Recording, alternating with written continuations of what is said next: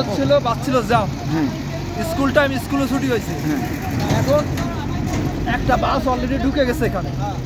বাসটা আসার বাস বরাবর আসলে ট্রেন চলে আসছে এই যে পারপোস্ট লাইন, এই যে গাড়িওয়ালা এলে হচ্ছে এর গাড়ি, ইট বাড়ি সিমেন্টের গাড়ি, এর গাড়িও মাঝখানে, ইনিও মাঝখানে, আমার গাড়িটা ওই জায়গায়। এই জায়গায় আসার পর ট্রেন অন সিগন্যাল দিচ্ছে, বাস পিছনে চাপ দিচ্ছে, বাস ওরা মাইক্রো আইছে, এবারে মাইক্রো বাজে গেছে। এখন ওই বাস কোনো মতো চাপ দিচ্ছে, বাসে কোনো গ্রাস বেঁধে গেছে। ওই বাচ্চার মা ব্যস্ত যাওয়ার জন্য বাচ্চা ছিল বাসে, বাচ্চার মা, বাচ্চার বাবা। ওই বাচ্চার মা গাড়ি থেকে নেমে টাকা দিচ্ছিল ড্রাইভার, ওই যে টাকা দিতে গেছে, বাচ্চা মনে হাতের থেকে কোনোভাবে ছুটে গেছে বা পাশাপাশি চলে আসছে বাতাসের গতিতে বা যে কোনো একটা বা ওই বাচ্চা ওপর থেকে বাদে একবারে এখানে এসে পড়ছে অন দ্য স্পট।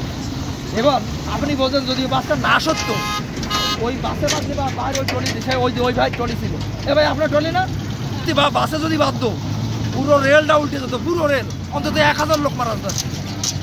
এই লোকের ট্রলি প্লাস বাস যদি কেউ না সত্যি পারত, 1000 লোক আজকে জায়গা মারা যেত। এই শুয়োর বাচ্চাকে বাংলা কথা, এই শুয়োর বাচ্চাকে দায়িত্ব পুরো গাঁজা খায়, সরকার রাইছে কে গাঁজা খাওয়ার জন্য, বাংলা কথা, এরা এখানে গাঁজা খাওয়ার জন্য লাইনম্যান। আজকে লাইনম্যান যদি এটি ফেলাতো তাহলে আজকে অ্যাক্সিডেন্ট হতো না। এখানে একটা স্কুল অ্যান্ড কলেজ, হাজার হাজার বাচ্চা কাচ্চা যায় এখানে,